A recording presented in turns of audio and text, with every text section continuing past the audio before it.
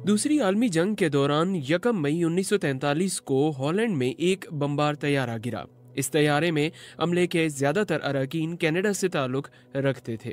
तैयारे के हादसे के तकरीबन 80 साल के बाद बीबीसी ने जिंदा बच जाने वालों और उनके अहले खाना से बात की। ये तहरीर है एलेक्स मरे की, जिसे आप उबैद मलिक की जुबानी सुन रहे हैं। जेनेट और उनके खानदान के लिए हमेशा से ही ये दिन यादगार रहा है।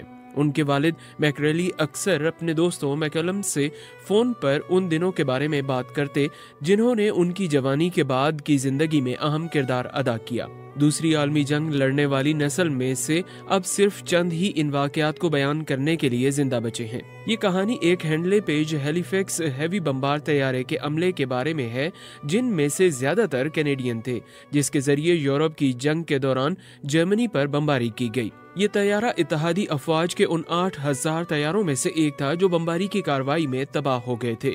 जिंदा बच जाने वालों, उनके अहले खाना और कनाडा के बमबार कमांड म्यूजियम के रिकॉर्ड की मदद से बीबीसी ने ये जानने की कोशिश की कि यह तैयारा कैसे गिरकर तबाह हुआ और उसके बाद क्या हुआ।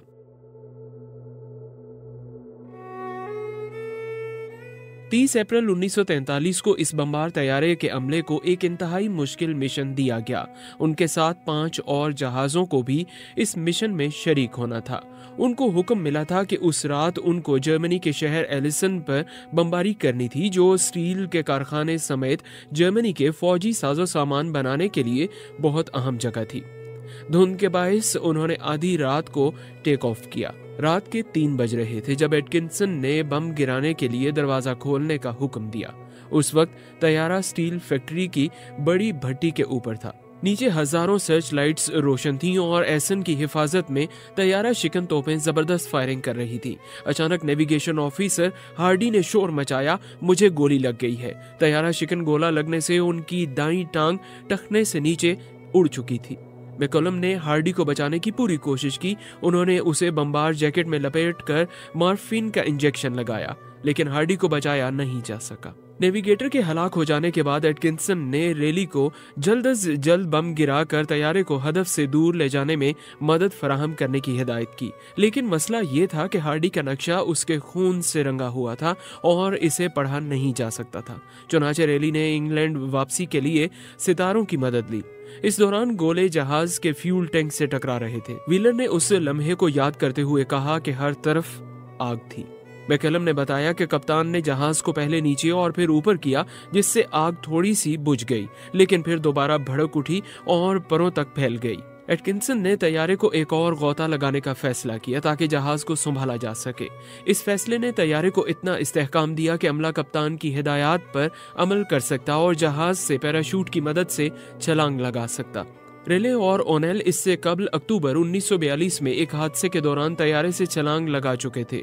इस हादसे में सिर्फ वही दोनों जिंदा बचे थे। कालोपी हवाई जहाज से छलांग लगाने वाला आखिरी शख्स था। इस दौरान कप्तान एटकिंसन जहाज को उड़ाते रहे ताकि बाकी अमला महफूज तरीके से बाहर निकल सके। एटकिंसन खुद जिंदा नहीं बच सके, लेकिन उनकी इस कुर्बानी ने अमले के 6 अरकान की जिंदगी बचाने में मदद की।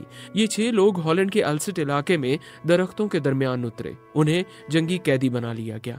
इस वाक़े के बरसों बाद व्हीलर ने याद किया कि वो किस तरह एक ऐसी जगह पर उतरे जहां गायें मौजूद थीं। वो फिजा में बाकी बमबारों की वापसी की आवाजें सुन सकते थे। ये सोचकर कि अब उनके साथ क्या होने वाला है, उनको तन्हाई का एहसास हुआ। उन लोगों को एक दूसरे से अलग करके जर्मन फौजियों ने नाजियों के जेरे कंट्रोल इलाके में मुख्तलिफ कैदी कैंपों में भेज दिया। कलोपी और ओनेल को शुमाली जर्मनी, मैकलम को लिथुआनिया, जबकि रेली, नर्स और व्हीलर को पोलैंड भेजा गया। रेली अफसर थे, इसलिए उनको स्टॉक लिफ्ट 3 कैंप में भेजा गया। इस कैंप से इत्तेहादी फौजियों ने फरार होने की कोशिश की थी, जिस पर हॉलीवुड की मशहूर फिल्म द ग्रेट एस्केप बनाई गई। इस फिल्म में कैदियों के रहने वाले क्वार्टर्स से कैंप के बाहर जंगल तक 3 सुरंगें खोदने के वाक़े को ड्रामाई अंदाज में पेश किया गया है। लेकिन हकीकत में मंसूबा ये था कि बरतानवी रॉयल एयरफोर्स के 200 एहलकारों को इस सुरंग के जरिए कैंप से जाली दस्तावेजात और सिविलियन मलबूसात की मदद से निकाला जाए। ये तमाम दस्तावेजात कैंप में ही बनाए गए थे, लेकिन सिर्फ 76 अहलकार इस सुरंग के जरिए फरार होने में कामयाब हुए, जिनमें से सिर्फ 3 ही गिरफ्तारी से बच सके।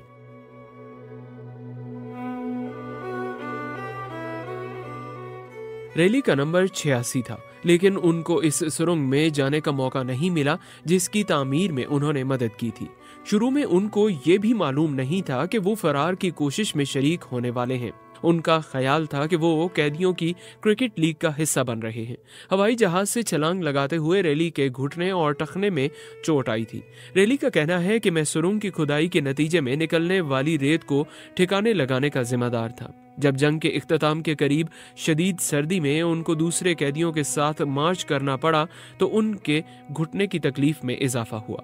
नाजी इन कैदियों को इंसानी ढाल के तौर पर इस्तेमाल करना चाहते थे ताकि बड़े शहरों पर इत्तेहादियों की बमबारी के दौरान खुद को बचा सके। जिंदा बच जाने वालों ने 4 माह तक सैकड़ों मील पैदल तय किया। इस दौरान उन्होंने भूख, थकावट, पकड़े जाने या गोली लगने जैसे तमाम खतरात का सामना किया। मैकलम का कहना है कि उन्होंने कभी ऐसी हड्डियों को जमा देने वाली सर्दी का सामना नहीं किया था। एक बार ऐसा भी हुआ कि उनके मार्च को जर्मन फौज का दस्ता समझते हुए इत्तेहादी तैयारे ने हमला कर दिया।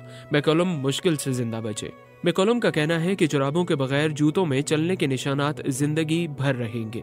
हवाई जहाज के हादसे के 2 साल बाद रेले को शुमाली जर्मनी के शहर लोबेक से आज़ाद करा लिया गया। उनका वजन 25 किलो कम हो चुका था। विलर को म्यूनिख के करीब से आज़ाद कराया गया था। जिंदा वापस आने वाले तमाम 6 अफराद की उम्रें 20 से 30 साल के दरमियान थीं। ये लोग जंग में हिस्सा लेने के लिए कनाडा से रवाना हुए थे। मैकलम के लिए घर वापसी का मतलब था कि अब वो रोजमेरी से शादी कर सकेंगे। वो दोनों जंग से पहले मिले थे। उनकी शादी 14 अप्रैल 1945 को हुई। जंग के दौरान उनका राब्ता खुतूत के जरिए कायम रहा था। जब मैकलम ने स्कूल के बाद फौज में भर्ती होने का फैसला किया तो उस वक्त उनकी उम्र 18 साल थी। उन्होंने बतौर इलेक्ट्रीशियन तरबियत हासिल की ताकि नई जिंदगी के सफर का आगाज कर सके।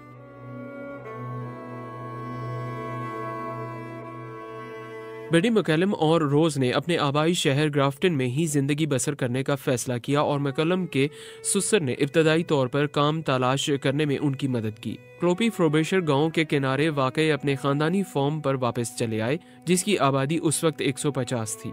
वो उन चंद अफराद में शामिल थे जो जंग के बाद अपनी जिंदगी दोबारा शुरू करने में कामयाब हुए। जंग के लिए रजाकाराना तौर पर फौज में भर्ती होने वाले 17,000 लोग वापस नहीं आ सके। ताहम जिंदा बच जाने वालों के लिए भी जंग के जिस्मानी जख्मों के अलावा उनके तजर्बात और एहसासात पूरी जिंदगी उनके साथ रहे।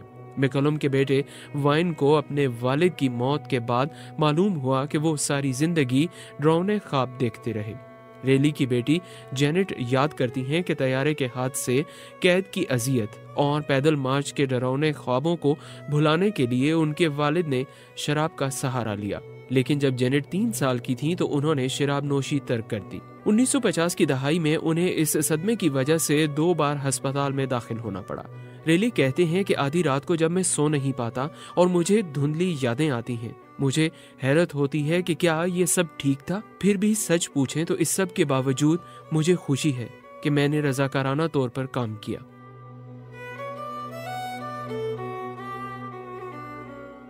ये तहरीर थी एलेक्स मरे की, जिसे आप उबैद मलिक की जुबानी सुन रहे थे।